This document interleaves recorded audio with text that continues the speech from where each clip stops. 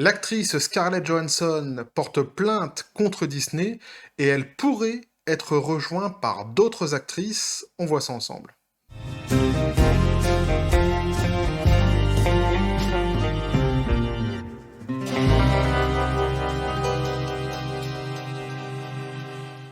Et donc, hein, l'actrice Scarlett Johansson porte plainte contre Disney. Elle a un problème plus précisément avec la plateforme de streaming de Disney, donc Disney+, et le fait que ces films devaient sortir au cinéma et non sur la plateforme, en tous les cas pas immédiatement. Et c'est un sujet que j'ai vu poindre comme ça sur Twitter avec une espèce de philosophie derrière qui m'a assez fait rigoler, on va dire. C'est le côté d'essayer de la faire passer pour une super-héroïne de la meuf qui défendrait en fait hein, le cinéma. Et j'ai vu beaucoup de commentaires comme ça des gens.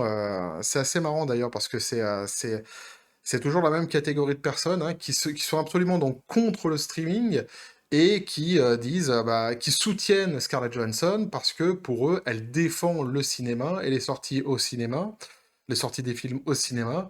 On va voir qu'en fait, c'est un petit peu plus compliqué que ça et qu'elle n'est pas vraiment en fait chevalier blanc ou chevalière blanche. Scarlett Johansson dans l'histoire, ni elle d'ailleurs, ni celle qui pourrait éventuellement la rejoindre, et c'est plutôt en fait Disney qui a déconné dans sa façon de gérer les choses. Donc on nous dit, hein, Scarlett Johansson versus Disney, Kevin Feige serait en colère et embarrassé par la situation. Alors, petit café toujours, ça va nous emmener sur d'autres sujets. Hein. Ce sujet-là, vous allez voir, nous emmène sur d'autres sujets, parce qu'il y a des ressemblances, notamment avec certains sujets qui touchent le jeu vidéo. Dit comme ça semble chelou, mais vous allez voir, je vais vous présenter ça de manière à ce que vous puissiez, à ce qu'on fasse le lien entre cette histoire-là et une autre histoire, hein, notamment donc sur les jeux vidéo. Alors, le président de Marvel, Kevin Feige serait en colère et embarrassé par la réponse de Disney au procès de Scarlett Johansson, pensant que la société n'a pas fait ce qui était juste pour l'une de ces grosses stars de Marvel. Alors, lui, en fait, hein, Kevin Feige, il a tout à fait raison dans ce qu'il dit. Disney, ce qu'ils ont répondu, les réponses qu'ils ont données, elle est aussi assez hallucinante. Elle est assez, ouais, hallucinante. Je sais pas si c'est le mot. C'est du foutage de gueule pour être, pour être plus clair, hein, pour la pauvre ou pas pauvre d'ailleurs, hein, Scarlett. Mais c'est vrai que lui, hein, Kevin Feige, bon, même s'il ira pas très loin dans ses actions, hein, parce que bon, il est lié quand même à Disney, et qu'à mon avis, il va pas perdre son travail pour ses actrices, mais il a raison dans ses revendications. Dans une newsletter de What I'm Hearing, de l'ancien rédacteur de Hollywood Reporter Matthew Belloni, Kevin Feige aurait insisté auprès de Disney pour que Black Widow reste une sortie uniquement au cinéma afin de ne pas mécontenter Scarlett Johansson. C'est très important, donc on entend hein, ce qu'on lit là, donc on voit que Kevin Feige, lui, en fait, il a insisté auprès de Disney pour que le film reste uniquement une sortie au cinéma pour ne pas mécontenter Scarlett Johansson, et c'est là justement qu'interviennent ceux qui veulent abattre le streaming et défendre absolument le cinéma, parce qu'ils considèrent que c'est le streaming en fait qui tue le cinéma. Puisqu'en fait l'argument est de dire justement hein, que elle, ce qui l'empêche, ce qui la dérange en fait, c'est uniquement que ça sorte pas au cinéma. Oui, c'est vrai, mais il y a une grande raison pour cela. Alors Feige est un homme d'entreprise et enclin à l'effort corporate, mais j'ai cru comprendre qu'il était en colère et embarrassé, raconte Belloni. Il a insisté auprès de Disney contre la stratégie de la sortie en simultané de Black Widow, préférant la garder sur grand écran exclusivement et ne voulant pas mécontenter son talent. Donc, au lieu que ça soit je sais pas comment on dit, pour les jeux vidéo, ça serait un crossplay, mais vous avez compris l'idée, hein. C'est-à-dire qu'ils sortent en même temps sur au grand écran et sur le streaming. Lui, il voulait que ça soit uniquement sur le grand écran. Et elle aussi. De plus, c'est pour ça qu'elle porte plainte, hein. De plus, l'info rapporte que quand c'est parti en couille, que le film a commencé à se planter et que l'équipe de Johnson, j'allais dire Johnson, je suis dans l'histoire des vaccins moi, a menacé donc de porter plainte, Kevin Feige a essayé de contacter Disney pour faire ce qui était juste pour elle. c'est là où ça devient un petit peu plus intéressant. Scarlett Johansson, qui joue Natasha Romanoff, alias Black Widow depuis 2010, a porté plainte contre Disney, accusant la société d'avoir intentionnellement rompu son contrat. Et là, c'est là où on touche vraiment le vrai nœud du problème, hein, en décidant de sortir simultanément Black Widow en salle et sur Disney+, en première access. D'après l'équipe légale de Johansson, une grosse partie de son salaire dépendait de la performance au box-office, et lors de la décision du streaming par Disney, ces derniers n'auraient pas voulu renégocier son contrat. Vous avez bien compris en fait, hein. Elle défend pas du tout le cinéma.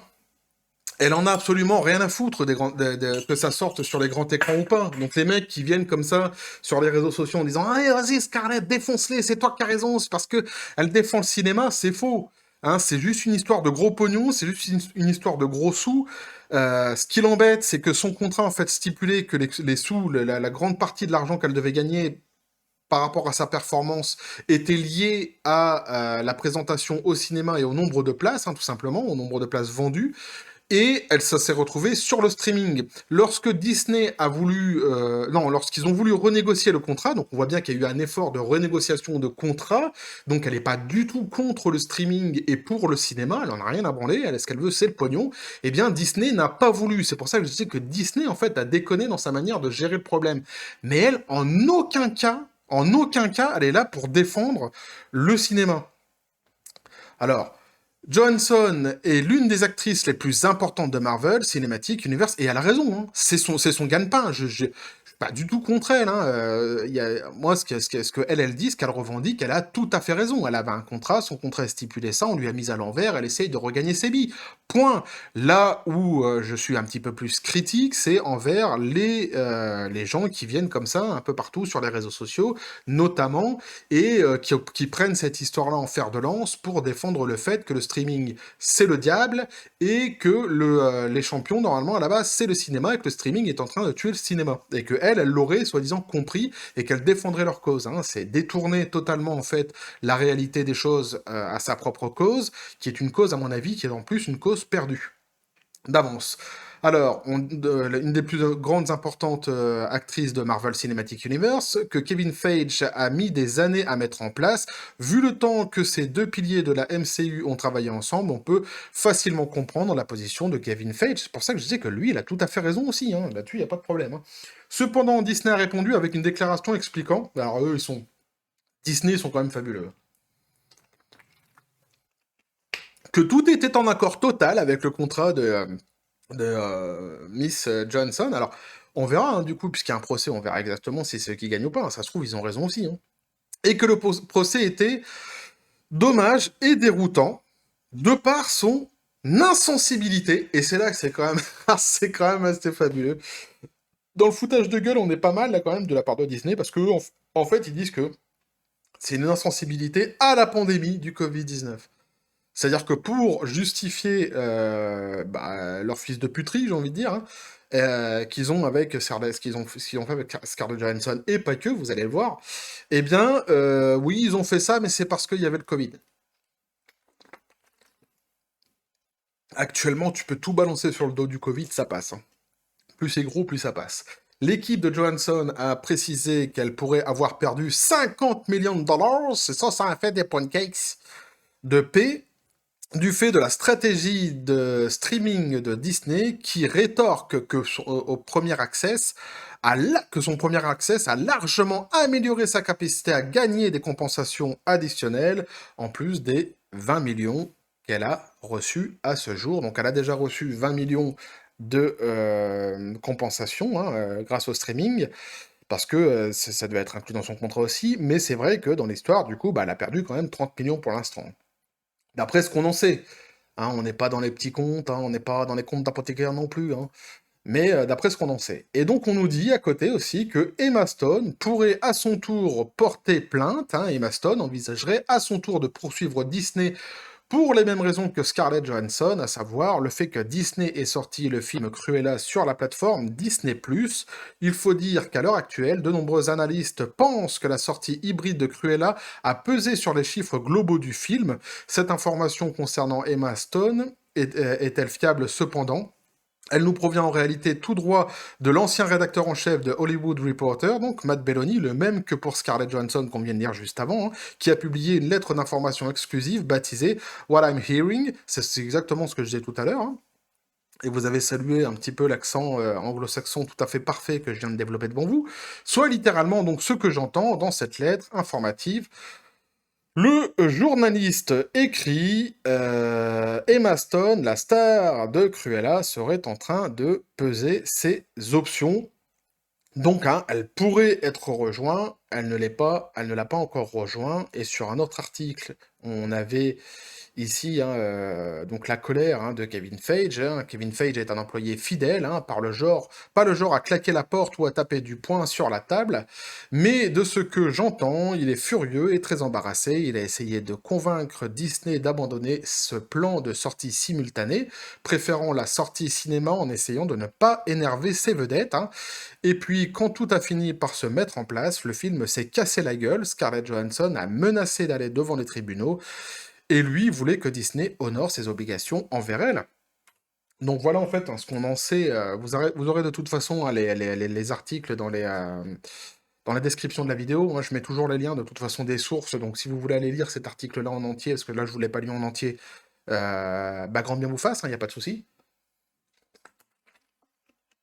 Mais vous avez bien compris l'histoire en fait, hein, vous avez bien compris ce qui s'est passé en réalité, hein. En réalité, ça n'a rien à voir avec le fait que ça soit elle d'ailleurs, ou que ça soit d'autres actrices qu'elle veuille défendre corps et âme les cinémas, hein, le cinéma en général, pas du tout, ça n'a rien à voir, c'est juste uniquement une histoire de gros sous, hein, c'est juste que ça a été sorti sur les plateformes streaming et leur contrat en fait n'était pas lié, l'argent qu'ils devaient gagner, la plus grosse partie plutôt, n'était pas lié à la sortie en streaming, mais lié à la sortie en cinéma, donc du coup ils jugent qu'ils ont été floués et qu'ils perdent de l'argent à cause de ça. Et ils ont tout à fait raison, hein, quelque part, là-dessus, enfin, ils ont tout à fait raison. On verra si le procès leur donne tort ou raison, mais si, en tout cas, si ça s'avère vrai, ils ont tout à fait raison. Mais du coup, vous avez bien compris qu'on n'est pas du tout, en fait, hein, sur des gens qui défendent le cinéma, c'est ce que je voulais dire. Et je fais le parallèle avec les jeux vidéo, parce que j'ai remarqué, je me suis amusé à faire cette petite statistique tout seul dans mon coin, je suis allé suivre, comme ça, vite fait, 10 personnes sur Twitter qui... Enfin, suivre. Je suis allé voir leurs commentaires, en fait, hein, c'est plutôt ça. Sur Twitter, j'ai pris 10 personnes qui, à la base, donc, hein, étaient contre le streaming, en disant que le streaming tuait le cinéma.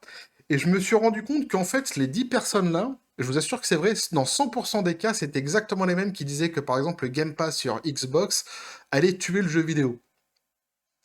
Ah, c'est exactement les mêmes. Ou alors qu'on a aujourd'hui, hein, il y a des articles qui sortent fréquemment, et notamment il y en a un qui est sorti dernièrement que je vous avais pas relayé, mais où justement les petits studios indés remerciaient quelque part le Game Pass d'exister pour qu'ils puissent être visibles, parce que sinon ils étaient complètement noyés dans la masse et ça leur permettait d'exister. Bref, on va pas revenir sur toute l'histoire du Game Pass et expliquer les raisons mercantiles et marketing de tout ça, mais c'est assez rigolo parce qu'en fait, c'est des gens qui sont anti-tout.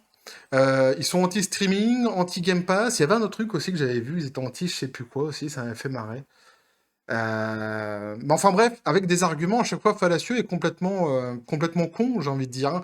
Comme quand ils disent que le streaming tué le cinéma. En fait, c'est le cinéma qui a tué le cinéma.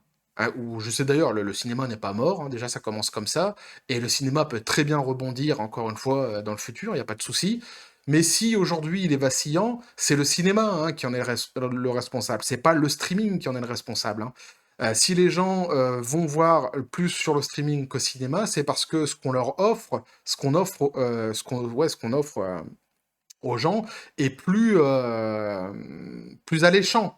Donc ça veut dire que le cinéma n'arrive plus à attirer comme ils attiraient dans le passé. Ils avaient une hégémonie, il y avait une hégémonie du cinéma avant le streaming. Il est évident que lorsque le streaming est arrivé, ça a diffusé, ça a permis de diffuser de manière plus large les films.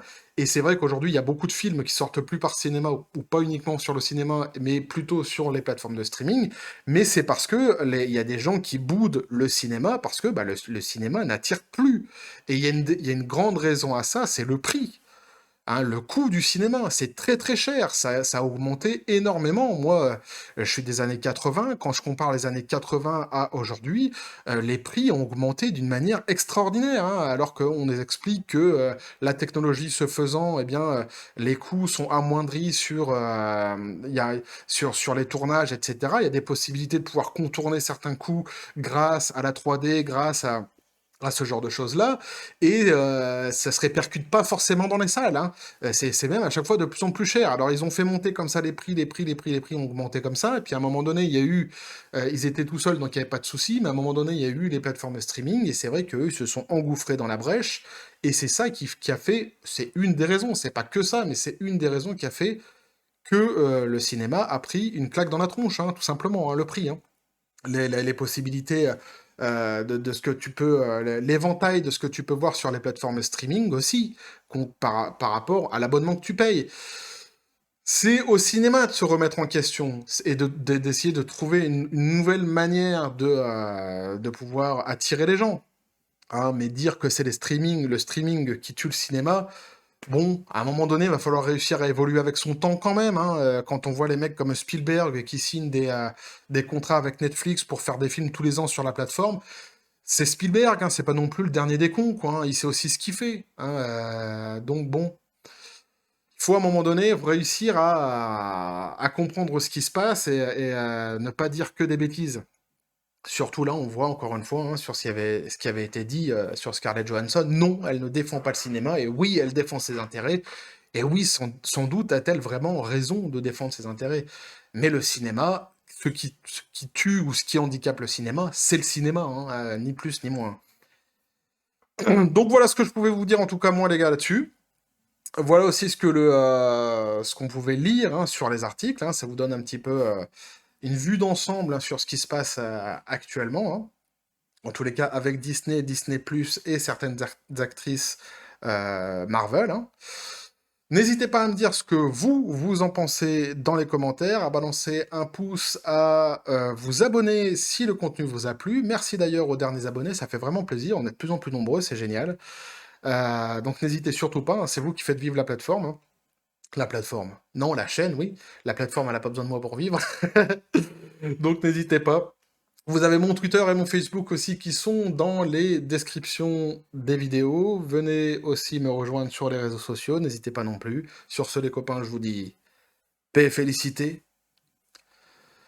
et que la force soit avec vous.